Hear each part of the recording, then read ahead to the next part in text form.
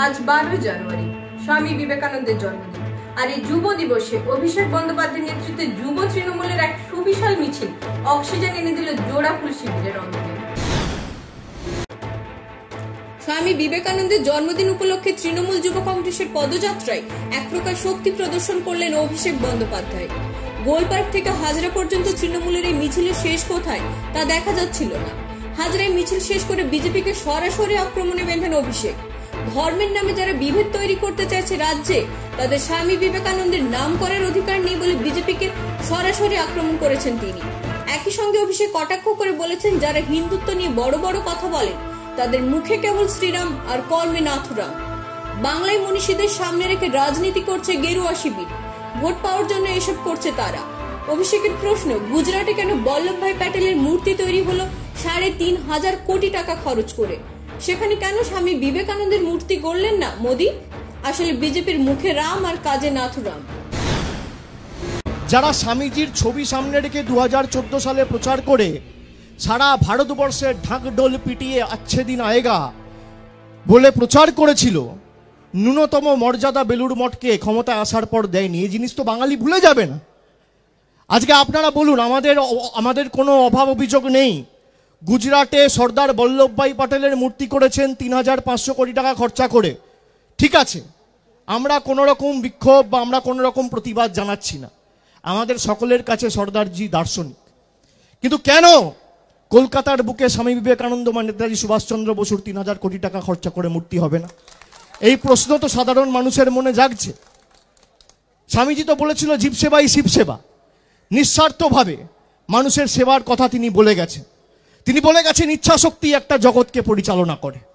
আজকে সেই ইচ্ছাশক্তির মাধ্যমে আমাদের নেত্রী, জননেত্রী, বাংলার মুখ্যমন্ত্রী মমতা বন্দ্যোপাধ্যায় 34 বছরের সিপিএম জগদ্দল পাথরকে সরিয়ে মামাটি মানুষের সরকার 2011 সালের 20 মে প্রতিষ্ঠা করেছিল।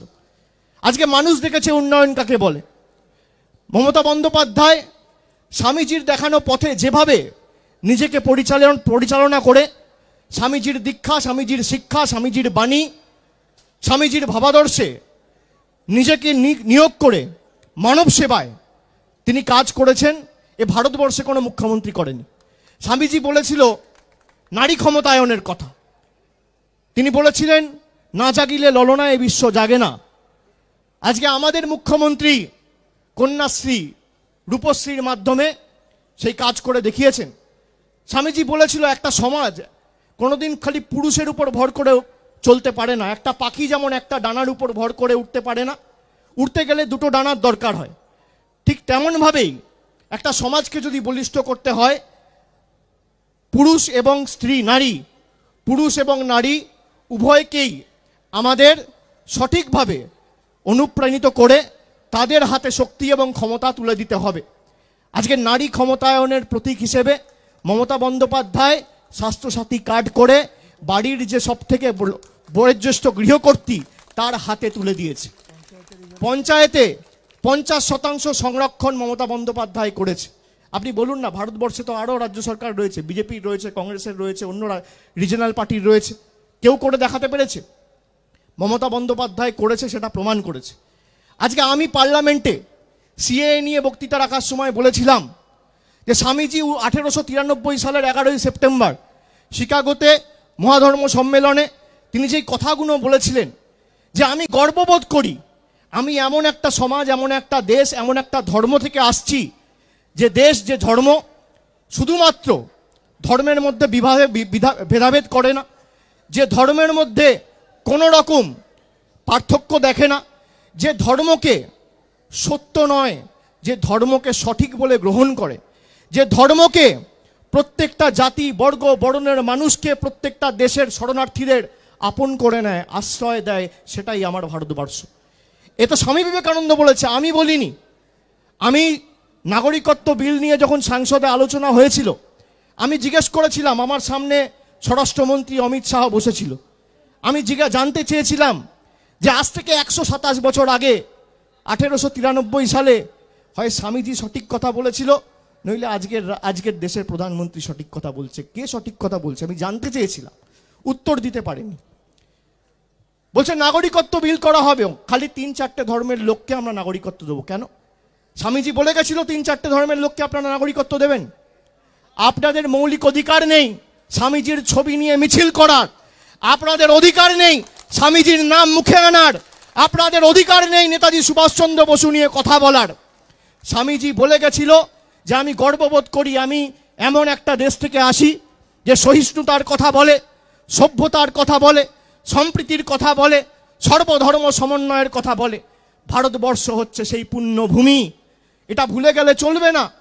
আমি তাই আজকে আপনাদের স্মরণ করিয়ে দিতে চাইছি যে স্বামীজি যেই কথাগুলো বলেছিল আমাদের অক্ষরে অক্ষরে আগামী দিন যুব সমাজের প্রতিনিধিদের পালন করতে হবে।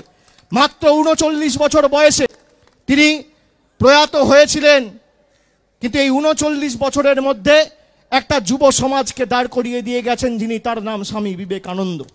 আমি তাই আপনাদের বলি যে এই স্বামীজির দেখানো পথ মত আমাদের আগামী দিনের পাথেয় হোক, পথ চলার প্রেরণা হোক, এবং বাংলার মানুষের জন্য যাতে আমরা সেই দেখানো পথে নিজেদেরকে পরিচালিত করে এমন এক পরিবেশ বর্তমান কেন্দ্রের সরকার যে রাজনৈতিক দল পরিচালনা করছে তারা সৃষ্টি করছে, বিদ্বেষ এবং সাম্প্রদায়িকতার যে অনল চারিদিকে ছড়িয়ে দিয়েছে নিজেদের রাজনৈতিক স্বার্থ চরিতার্থ করতে গিয়ে, এর থেকে দুঃখের, এর থেকে লজ্জার কিছু হতে পারে না।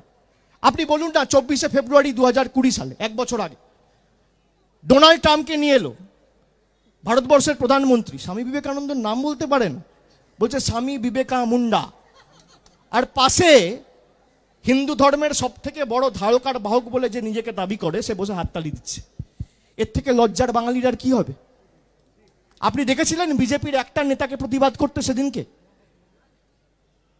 ওখানে যদি সত্যি প্রধানমন্ত্রী স্বামী বিবেকানন্দর কথা বলতো, ডোনাল্ড ট্রাম্পের থেকে মাইকটা কেড়ে নিয়ে বলতে হতো আগে স্বামী বিবেকানন্দর নামটা ঠিক করে উচ্চারণ করে দেখাও, তারপর স্বামী বিবেকানন্দর আদর্শ নিয়ে কথা বলবে।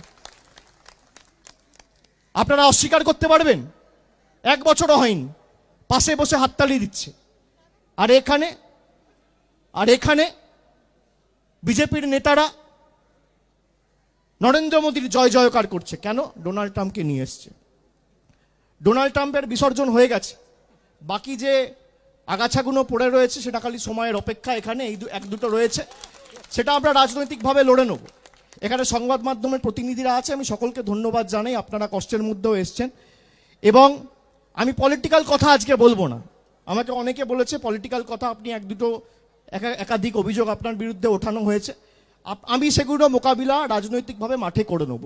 আমরা এত নিচে নামি না যে স্বামীজির ছবিটাকে ব্যবহার করে আমাকে বিজেপির প্রশ্নের জবাব দিতে হবে। মানুষ তারাও জনতার মাঝে গিয়ে আমাকে প্রশ্ন করবে, আমিও জনতার দরবারে গিয়ে উত্তর দেব। জনতা একজনকে গ্রহণ করবে, একজনকে বর্জন করবে। এটাই হচ্ছে গণতন্ত্র রীতি এবং নীতি।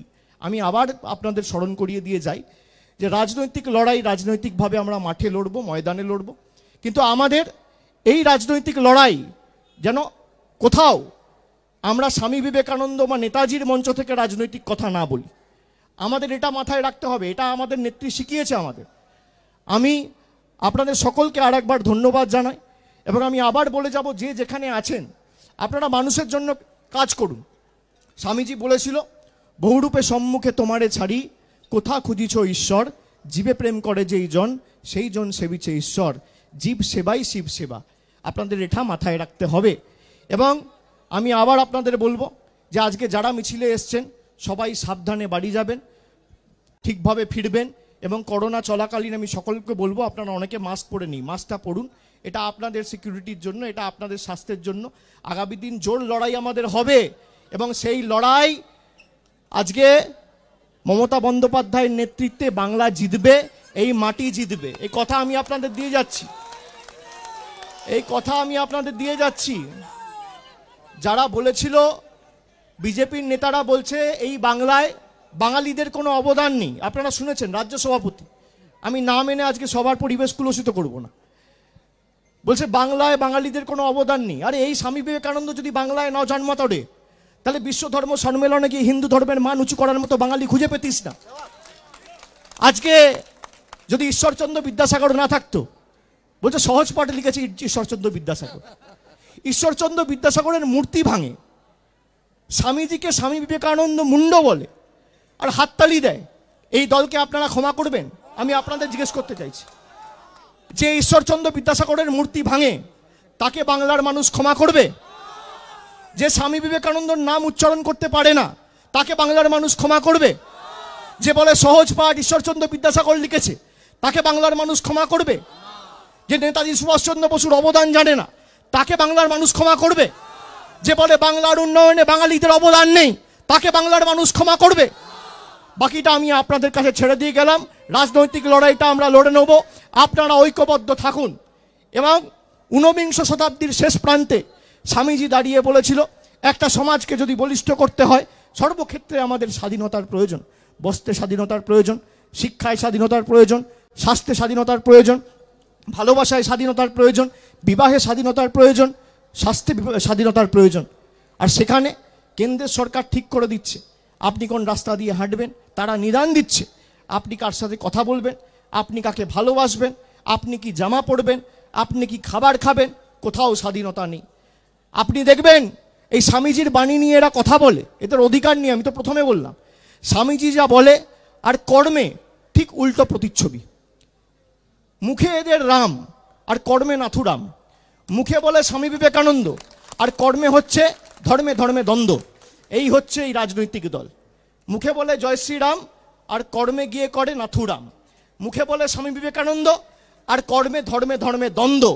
এই দলকে কোনোদিন ক্ষমা করা যাবে না।